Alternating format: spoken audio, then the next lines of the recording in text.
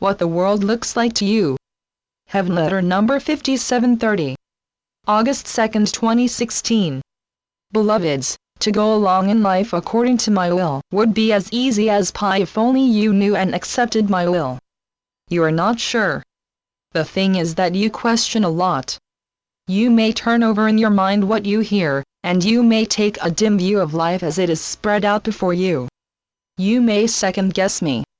The idea of this is a bit amusing, isn't it? You may sit there sure that you know better than God. I mean, isn't this a wee bit laughable? Surely your lips turn up with beginning of a smile. I don't know how you can keep from laughing. The fact is that you may not hear me at all. I don't mean that you have not heard plenty regarding me.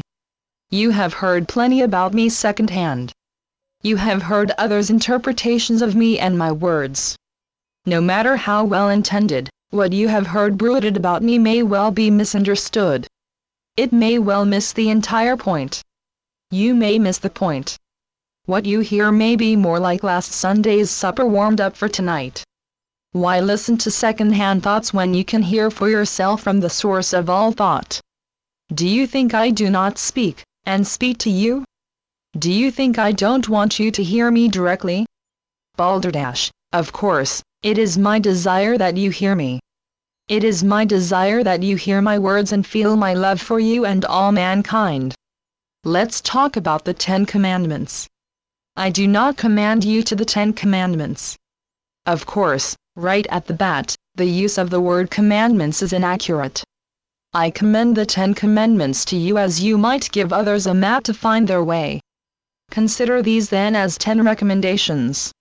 If I were giving you some worthy recommendations for the road, I would tell you to watch the speed limit. I would tell you to keep your eye on the road. I would tell you not to text messages while you are driving. I would give you guidelines. I would give you room to learn. Be assured I give you good directions. This is good advice I give to you. I offer it to you as rules for the road. Obviously, it is your choice to follow them or not. In life, you can respond to advice on how to live life only from where you sit. By this I mean where your consciousness lies. You are where you are.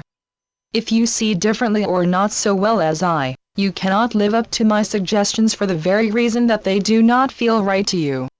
They don't sit right with you. Let's say it's like this. Let's say I give instructions on how to drive your car.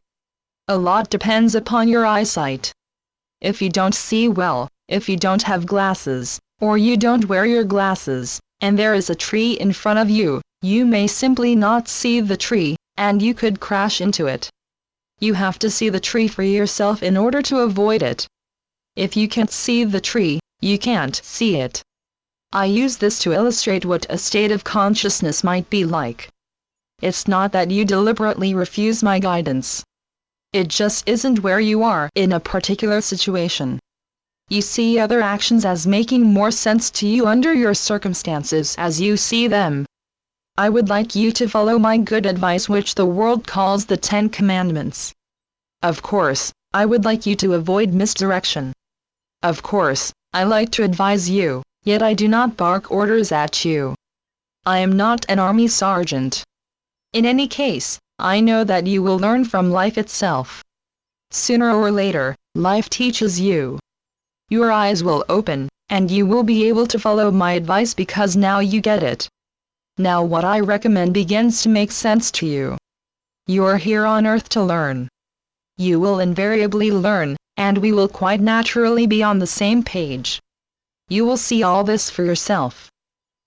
Channeled by Gloria Wendroff. Heavenletters.org